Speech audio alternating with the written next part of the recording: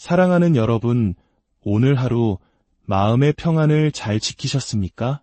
분주한 일상 속에서 우리의 마음을 흔드는 일들이 참으로 많습니다. 출근길에 꽉 막힌 도로, 직장에서의 예상치 못한 문제, 혹은 가까운 사람과의 사소한 오해까지 우리의 평안을 빼앗으려는 순간들은 끊임없이 찾아옵니다. 오늘 이 이야기가 여러분의 마음에 작은 위로와 힘이 된다면 주변의 소중한 분들에게도 이 평안의 메시지를 나누어 주십시오. 하나님의 은혜가 더 널리 퍼져나가도록 구독과 좋아요로 이 채널의 성장에 함께해 주시면 진심으로 감사하겠습니다. 주님의 이름으로 여러분 모두의 삶에 평강이 가득하기를 축복합니다. 이제 성경 말씀을 통해 우리에게 주시는 지혜를 함께 나누고자 합니다. 이 시간 주님의 말씀이 우리 각자의 삶에 살아 움직이는 능력이 되기를 소망합니다. 이것은 나의 성경입니다. 나는 성경이 말하는 존재이며 성경이 말하는 것을 가질 수 있고 성경이 말하는 것을 할 수 있습니다. 오늘 저는 살아계신 하나님의 말씀을 배울 것입니다. 나의 마음은 열려 있고 나의 영은 준비되었습니다. 이 말씀을 들은 후 저는 이전과 결코 같지 않을 것입니다. 예수님의 이름으로 고백합니다. 아멘. 오늘 여러분과 함께 나눌 말씀의 주제는 당신의 평안을 지키십시오입니다. 우리는 매일 아침 좋은 하루가 될 것이라는 믿음으로 하루를 시작해야 합니다. 하나님의 은혜를 기대하고 그분께서 우리의 발걸음을 인도하실 것을 신뢰해야 합니다. 하지만 동시에 우리는 모든 일이 완벽하게 흘러가지는 않을 수도 있다는 사실을 인지해야 합니다. 모든 사람이 우리를 올바르게 대하지 않을 수도 있고 우리의 계획이 예상대로 진행되지 않을 수도 있습니다. 인생이라는 길에는 우리가 미쳐보지 못했던 장애물들이 있기 마련입니다. 만약 모든 계획이 완벽하게 이루어져야만 그 하루를 즐길 수 있다고 생각한다면 우리는 실망감에 빠지기 쉬운 삶을 살게 될 것입니다.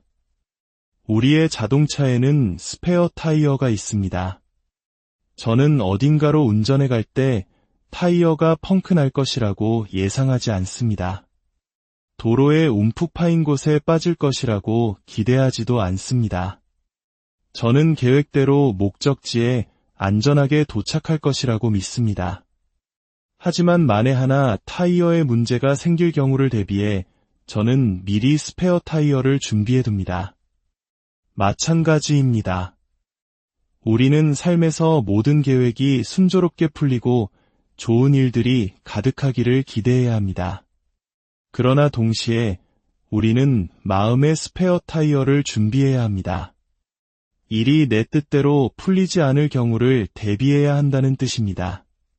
그렇다면 이 마음의 스페어 타이어는 어떻게 준비할 수 있을까요?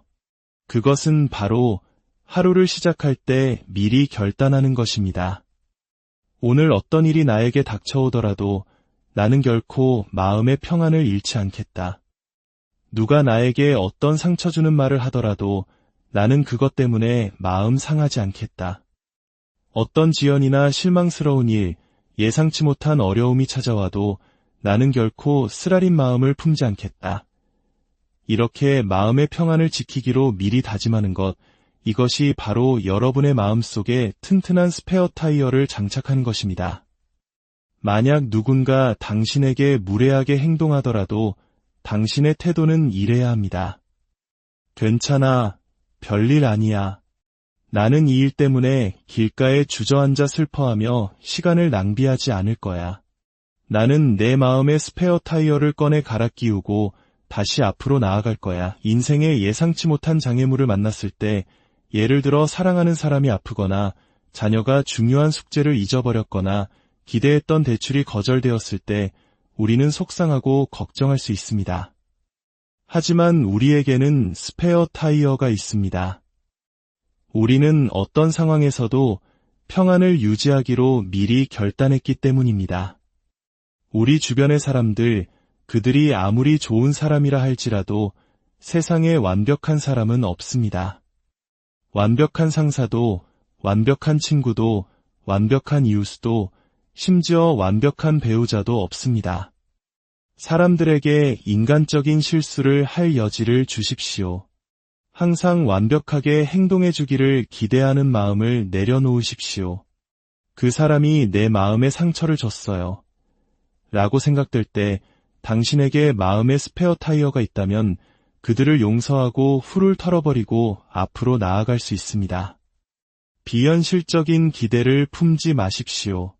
당신을 그토록 사랑했던 사람일지라도 때로는 당신을 실망시키고 해서는 안 될 말을 할 때도 있을 것입니다.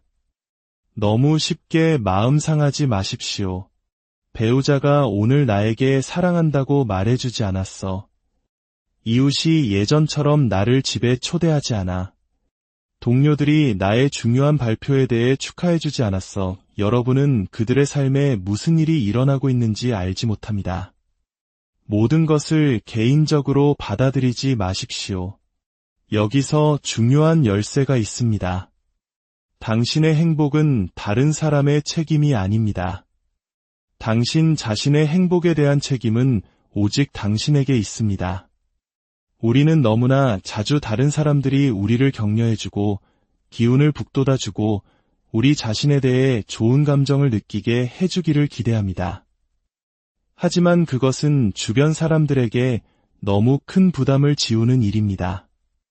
이제 그들을 그 책임감에서 놓아주십시오. 하늘에 계신 우리 아버지를 제외하고는 그 누구도 당신을 온전히 붙들어줄 수 없습니다. 오직 하나님만이 주실 수 있는 것을 사람에게서 구하지 마십시오. 혹시 당신은 마음의 스페어 타이어 없이 모든 일이 뜻대로 되어야만 행복을 느끼는 삶을 살고 있지는 않습니까? 문제는 인생길이 언제나 평탄하지만은 않다는 것입니다. 예상치 못한 도전과 어려움이 분명히 있을 것입니다. 스페어 타이어가 없다면 당신은 길가에 멈춰서서 이별의 상처로 괴로워하고 직장 동료가 자신을 소외시킨 것에 분노하고 교통체증 때문에 스트레스를 받으며 주저앉게 될 것입니다. 인생은 상처받고 속상해하고 낙담하며 살기에는 너무나 짧습니다. 오늘이라는 이 하루는 하나님께서 우리에게 주신 귀한 선물입니다. 우리는 이 땅에 영원히 머물지 않습니다. 이제 결단해야 합니다. 나는 더 이상 똑같은 일들로 내 마음을 어지럽히지 않겠다. 나는 평안 가운데 머물겠다. 상사가 불공평하게 대하더라도, 배우자가 까칠하게 굴더라도, 내가 탈 비행기가 연착되더라도, 심지어 건강검진 결과가 좋지 않더라도 이날은 주께서 지으신 날이니 나는 이 날을 즐거워하리로다라고 선포하겠다. 우리가 상처받고 속상해하며 낙심한 채 살아가는 것은 사실 하나님께 영광을 돌리지 못하는 삶입니다. 그분은 우리에게 생명이라는 귀한 선물을 맡기셨습니다. 그분은 이 세상 누구라도 이곳에 존재하게 하실 수 있었지만 태초부터 그 위대한 자비하심으로 당신을 친히 선택하셨습니다. 그분은 당신을 선택하셨을 뿐만 아니라 그분의 형상대로 당신을 창조하셨습니다. 그분은 당신의 모든 날을 계획하셨고 은혜로 당신에게 관을 씌우셨으며 지금 이 순간에도 당신의 발걸음을 인도하고 계십니다. 하나님께 영광을 돌리는 방법은 매일 열정을 가지고 일어나 최선을 다하며 그분께서 당신의 마음에 심어주신 꿈을 향해 나아가는 것입니다. 인생의 작은 웅덩이에 빠져 허우적거리지 마십시오. 상처를 털어버리고 누군가가 했던 말을 잊어버리고 자기 연민과 쓴뿌리를 떨쳐내십시오. 하나님은 당신에게 일어난 모든 일을 보고 계셨습니다. 무엇이 불공평했는지, 당신이 어떤 대우를 받았는지 다 알고 계십니다. 그분께는 놀라운 일이란 없습니다. 당신이 계속해서 앞으로 나아간다면 그분은 당신을 그 상황에서 건져주실 뿐만 아니라 이전보다 더 나은 모습으로 당신을 세우실 것입니다. 어떤 분은 이렇게 말할지 모릅니다. 목사님, 저도 그렇게 하고 싶지만 직장 사람들이 저를 제대로 대해주지 않아요. 너무 불공평하고 신경질 나게 만들어요. 하지만 기억하십시오. 당신은 다른 사람이 하는 행동을 통제할 수 없지만 당신이 어떻게 반응할지는 통제할 수 있습니다. 만약 당신이 그들 때문에 화를 낸다면 당신은 당신의 힘을 그들에게 넘겨주는 것이며 그들이 당신을 조종하도록 허락하는 것입니다. 성경은 하나님께서 우리에게 역경 속에서도 평온함을 유지할 수 있는 능력을 주셨다고 말씀합니다. 당신은 똑같은 일에 계속해서 마음 상할 필요가 없습니다. 어쩔 수 없어. 저 사람들은 내 약점을 너무 잘 알아서 건드리는 걸 이라고 스스로에게 말하는 것을 멈추십시오. 새로운 접근법을 시도해 보십시오. 미리 마음의 평안을 지키기로 결단하십시오. 그러면 당신은 평온함을 유지할 수 있는 그 내면의 힘과 연결될 것입니다. 어떤 남자가 친구와 함께 신문을 사기 위해 길을 걷고 있었습니다. 그는 매일 신문을 사는 모퉁이 가게에 도착했습니다. 그런데 계산대의 점원은 지독하게 불친절했습니다. 차갑고 배려심이 없었으며 마치 손님이 자신을 귀찮게 한다는 듯이 행동했습니다.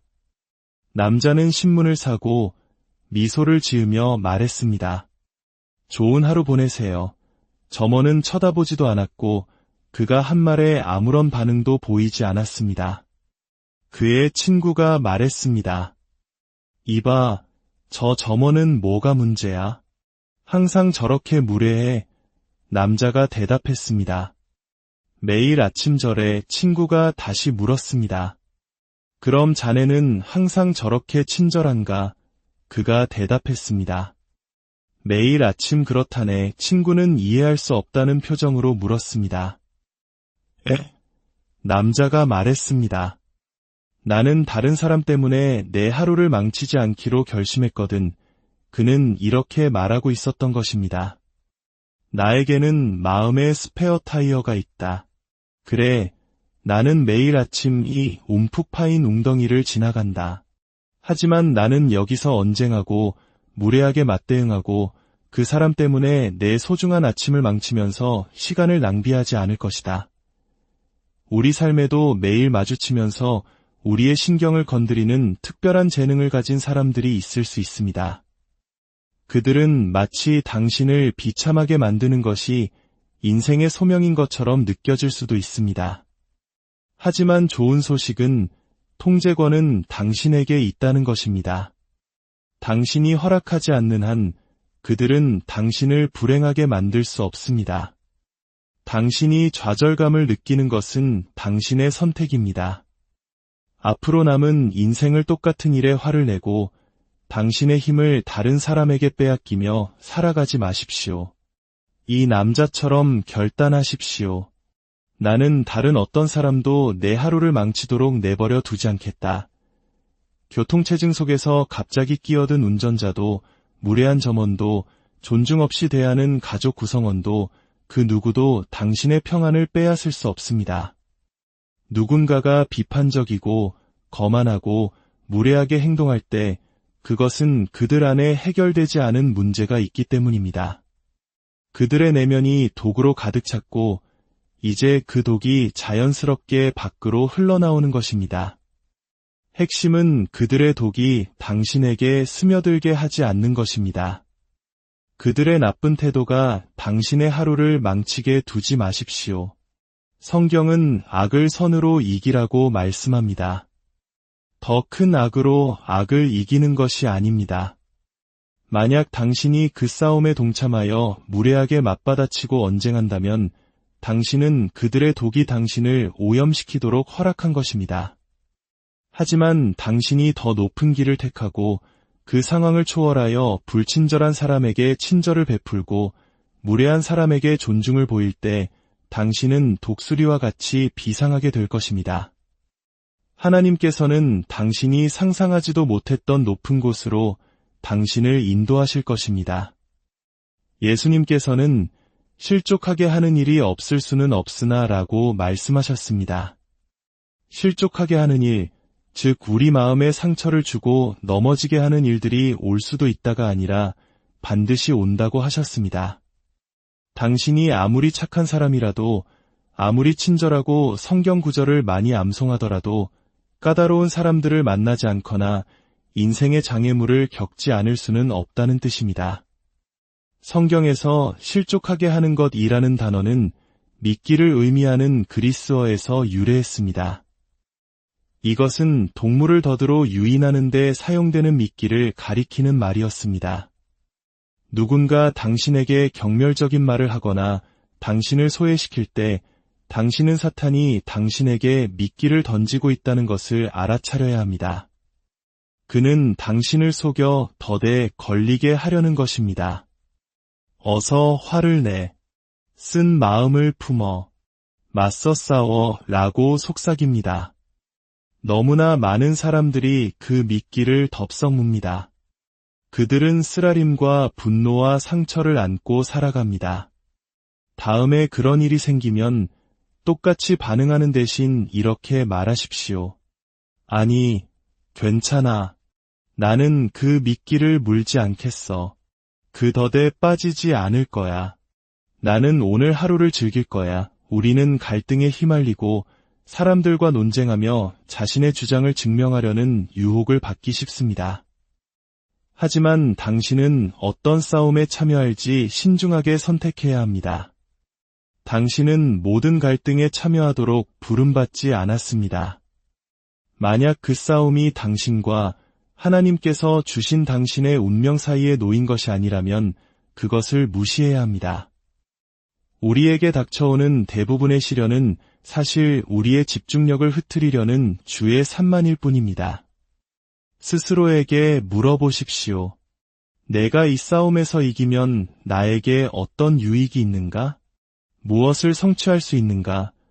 운전 중에 끼어든 그 사람에게 똑같이 복수한다고 해서 내가 얻는 것이 무엇입니까? 나는 그 사람을 알지도 못합니다. 그것은 단지 디스트랙션, 즉 주의를 분산시키는 것일 뿐입니다. 싸움을 현명하게 선택해야 합니다. 만약 당신이 모든 갈등에 참여하고 모든 동료를 바로잡으려 하고 모든 사람에게 당신이 누구인지 증명하려 한다면 정작 중요한 싸움을 할 시간과 에너지가 남아있지 않을 것입니다. 구약의 다윗을 보십시오. 10대 소년이었던 그는 아버지의 심부름으로 군대에 있는 형들에게 음식을 가져다 주러 갔습니다.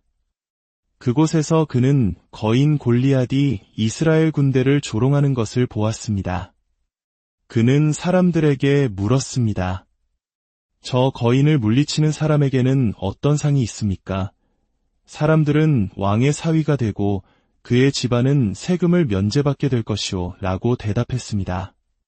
다윗은 그것이 싸울 가치가 있는 전투라는 것을 깨달았습니다.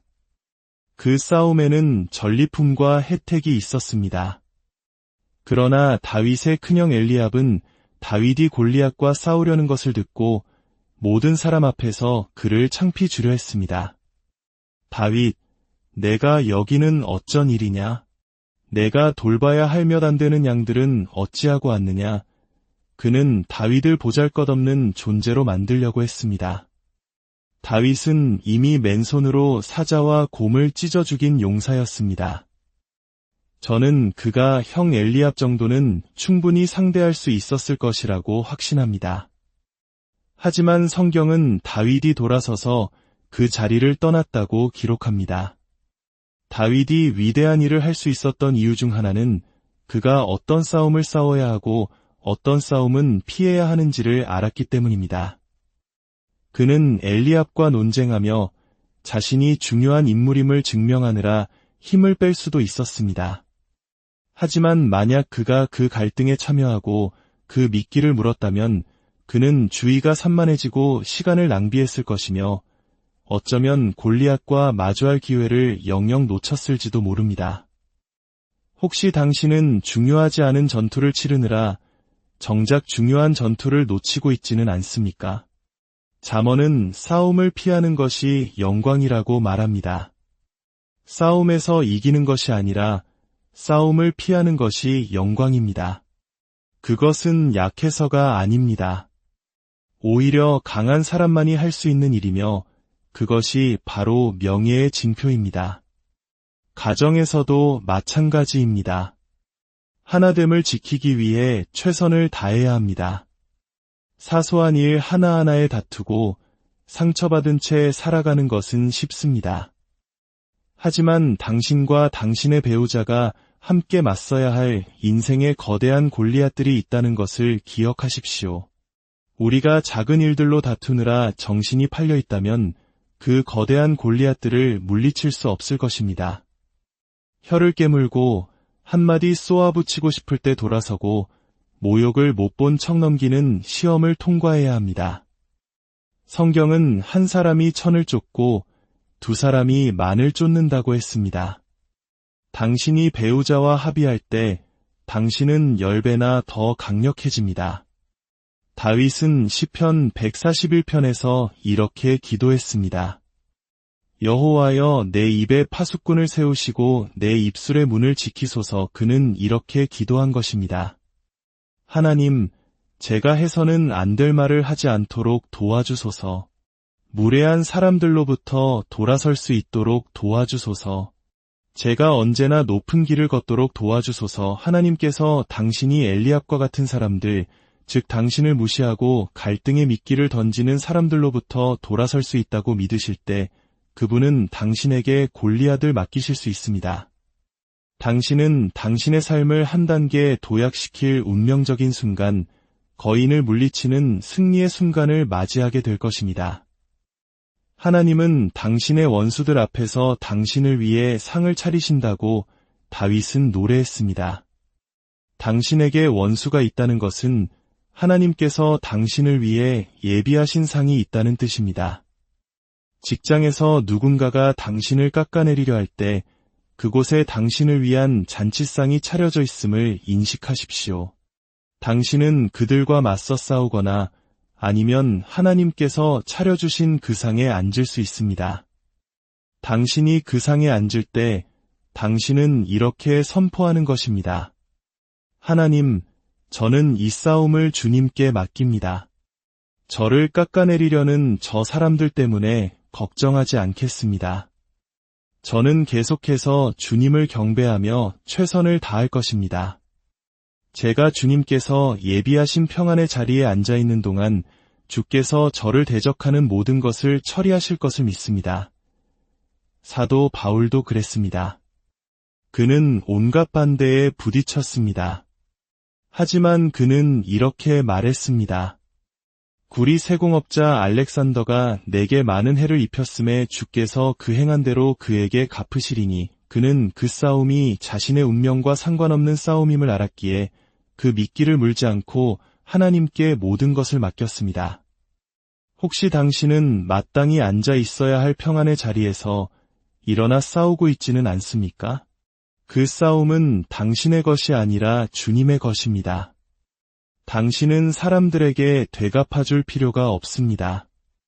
하나님께서 당신의 편이 되어주실 것입니다.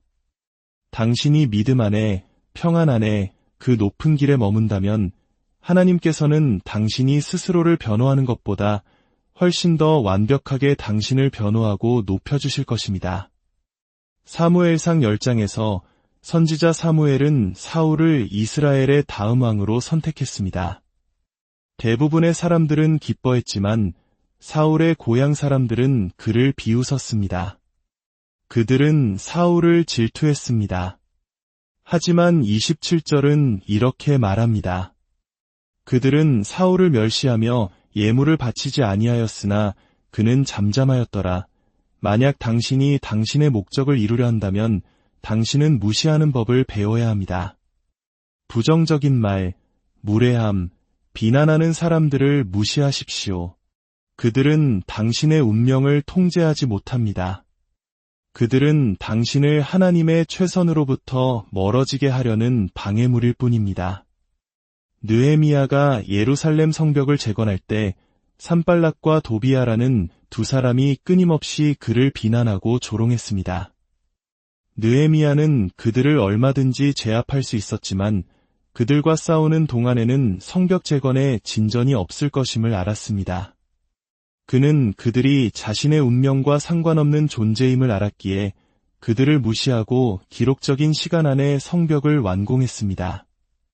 하나님께서 당신의 마음의 꿈을 주실 때 세상에는 언제나 산발락과 도비아가 있을 것입니다. 그 미끼를 물지 마십시오.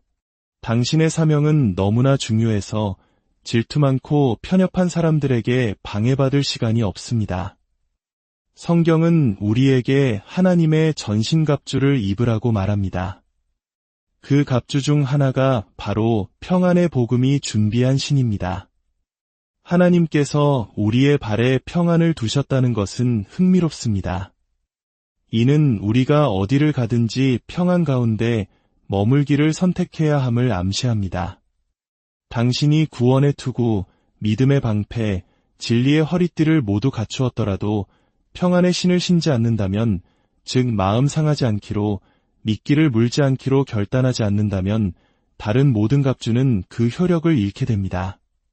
매일 아침 당신의 평안의 신을 신는 것을 잊지 마십시오. 너무나 많은 사람들이 맨발로 하루를 보내며 상처받고 낙심합니다.